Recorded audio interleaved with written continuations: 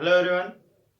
In previous lecture we have seen centripetal force acts on a planet which is responsible for circular motion is inversely proportional to square of distance between sun and planet.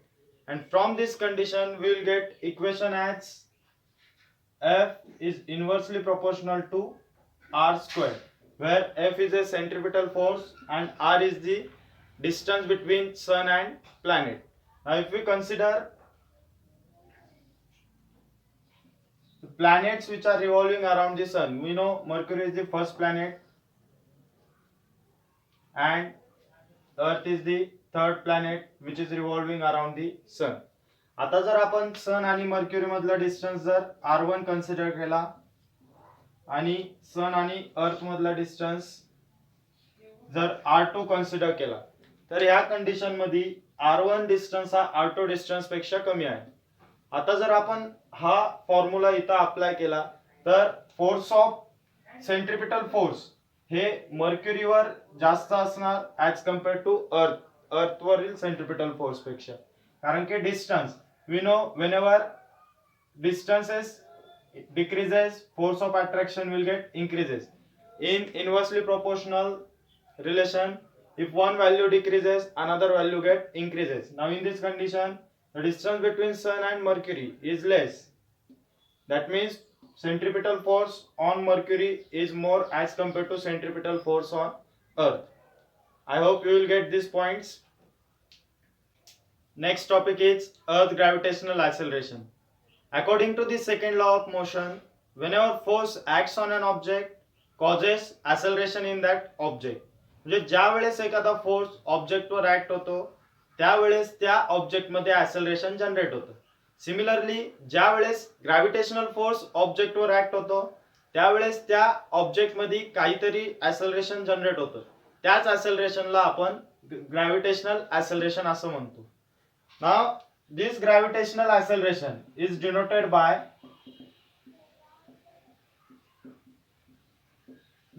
by small g, and we know the gravitational force get directed towards the center of the earth. That means the direction of the gravitational force acts on any object on the surface of the earth get directed towards the center of the earth. That's why this gravitational acceleration, the direction of gravitational acceleration is also towards the center of the earth. Next, value of g on the surface of earth. If we consider object of mass m which is situated at a distance of r from the center of the earth. Now we can calculate gravitational attraction between these two objects with the help of Newton's universal law of attraction. आता आपल्याला माहिती आहे according to universal law of gravitation.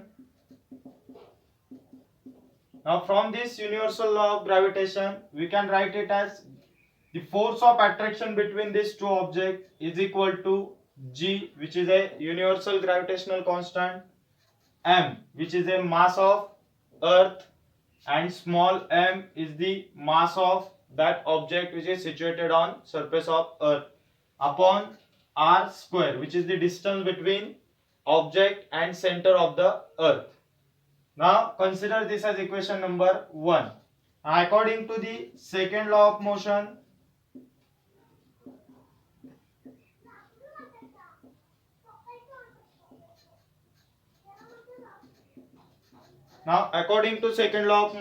we know F is equal to m into a, where m is the mass of object and a is the acceleration of that object. But if we consider F is the force of gravitation, then this acceleration will get replaced by gravitational acceleration. If this force हा force जर gravitational force असेल तर मग त्या object मध्ये generate झालेला acceleration पण gravitational acceleration असणार. आणि आपल्याला माहिती आहे ग्रॅव्हिटेशनल ऍक्सेलरेशन हे जी नी डिनोट करतात, त्याच्यामुळे हा ए रिप्लेस होणार जी नी.